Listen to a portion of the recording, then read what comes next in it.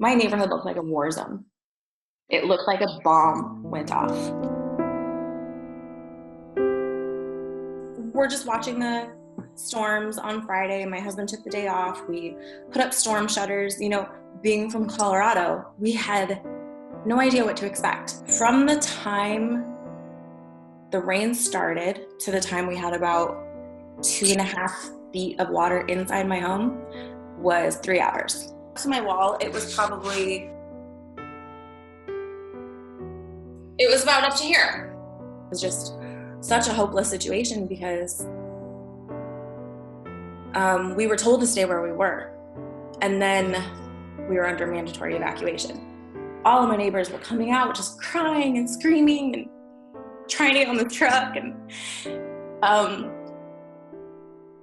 we just packed in like sardines. There were just probably 40 of us, and no one knew what was going to happen. The rain hadn't stopped. There were still tornado alarms going off. So as this is happening, I have these 3 little girls in my lap, and they're just shivering and crying, and the vehicle is tipping back and forth, and I thought we were going to tip over, and I was just trying to think of ways that I could hold the kids up. If we tipped back and I was on my back, and I was trying to think of ways I could hold them drown. There's a intermediate school across the freeway that is dry. The people in the neighborhood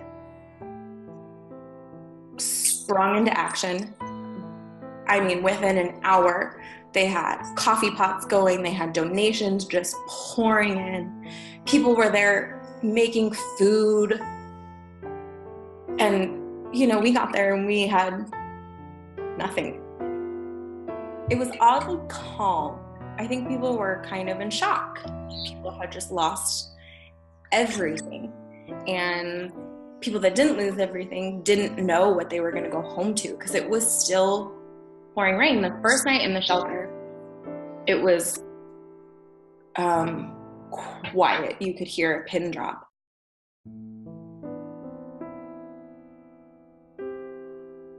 We're not in a flood zone. We are nowhere near an area that has ever experienced anything like this. So most of our neighbors and friends haven't been able to rebuild. The house next door to us hasn't been touched since the flood. You cannot believe how many people have rented RVs and are living in RVs in their driveways. I was worried for the people that were still staying here. Like, I don't think it's safe. I think you need to find, but there's no hotels.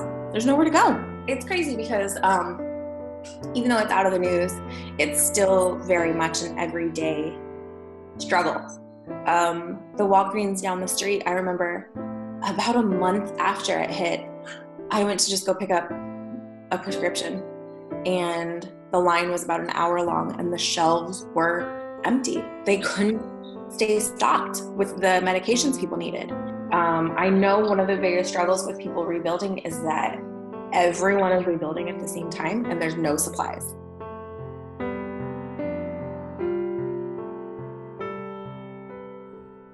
I didn't feel really connected with Texas before all of this because it was supposed to be a temporary living situation. It was, my heart is in Colorado where my friends and family are.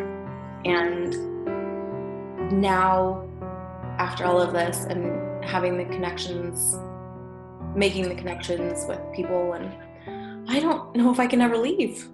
And when you don't have anything, you realize how important people are, and relationships and friends and family. And I've reconnected with a lot of people and met a lot of new people. And I